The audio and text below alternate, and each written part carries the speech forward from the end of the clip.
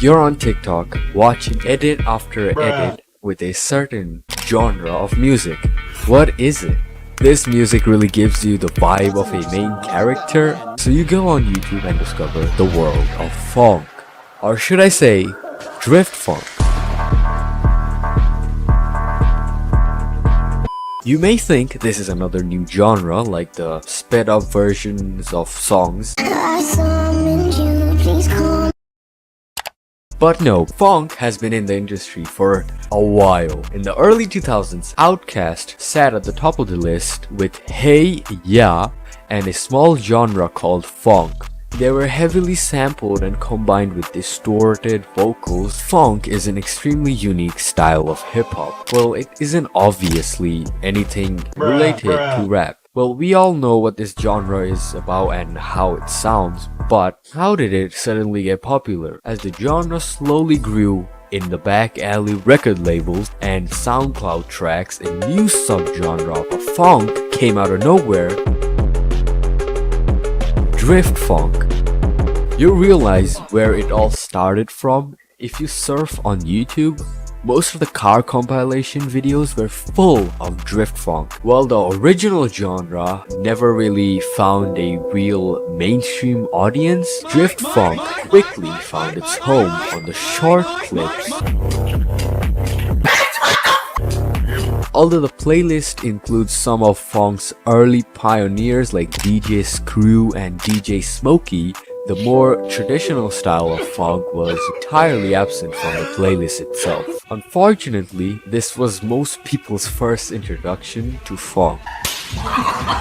The Phonk landscape became completely dominated by drift funk, stomping all other creative takes on the genre and destroying the original sound. Phonk is not the only victim of this kind of genre generalization. Jazz rap has suffered a similar fate. But the real question is, how did Phonk get so popular? The artists who were suffering are now living the life they dreamed for. At first, when literally no one knew about Phonk, it took inspiration from trap roots in the southern United States in the mid-1990s. Artists or musical groups like DJ Screw, DJ Spanish Fly, DJ Squeaky, and the collective 3-6 Mafia all helped pioneer the foundations for the genre to emerge many years later. While Phonk died down at the end of 2000s, it saw a sudden spike in the early 2010s thanks to the artists such as Space Ghost Perp, who released tracks such as Feel the Phonk and Keep Bringing the Phonk.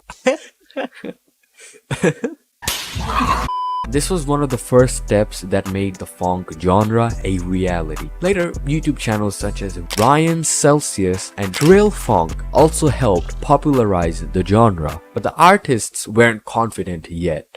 They used to do part-time jobs and they didn't make music their career just yet until it hit one of the first peaks and momentum around the mid-2010s. Remember 2016? Almost nobody does. Having run the numbers, the streaming site had concluded that among other hashtagable made-up genres such as Afro Trap, Retro Wave, and internet's favorite cloud rap, 2016 was apparently characterized by something called Phonk. Around 2020, when everyone was on their phone due to the pandemic, TikTok's users skyrocketed. They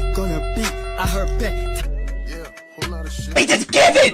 Damn! This is not okay. This is so much cancer that I can feel the tumors growing on my back. The following year, 2021, was the same. Suddenly, everyone started using hard Phonk, not the jazzy type, but hardcore Phonk on their TikTok edits or whatever. This was where most of the people discovered Phonk from. People think most of Phonk's songs have cowbell melodies with a fat bass, and there are people who do Phonk without cowbells like PWS and Bansi Main. In reality, Phonk is the jazzy, nostalgic samples with trap drums. Cowbell melody songs are, however, considered as drift funk or 808 cowbell, which is a subgenre of funk. We have talked about how drift funk isn't the actual funk, but it does sound great, doesn't it? It is characterized by the use of high bass, cowbells, and distorted sounds,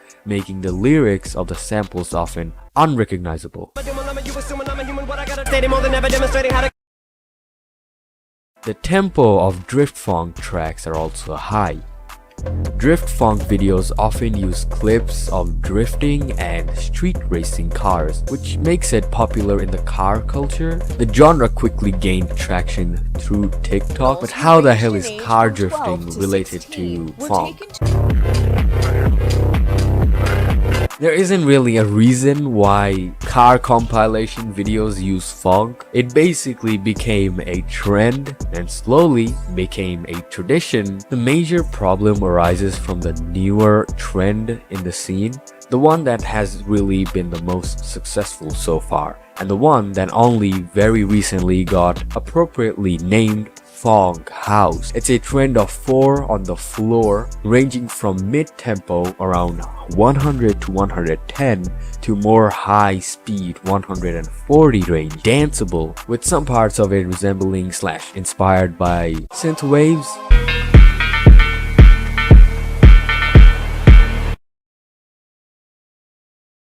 And it's very much focused on the exact same stuff as its original genre features: Memphis rap samples and tons of drift visuals. Now the two are basically related, often being made by the exact same people and are usually also in the same mix. And here we come to our major parenting issue. How should this go? I originally wanted to add drift funk under an instrumental hip hop, possibly Memphis rap too, but it's Phonk house's sister genre. Perhaps it shouldn't go under hip hop at all, or maybe we should just put each of them in different trees. Anyways, that was a long video about how Phonk got popular. I hope you guys enjoyed. Thanks for watching. Consider subscribing and go watch this video.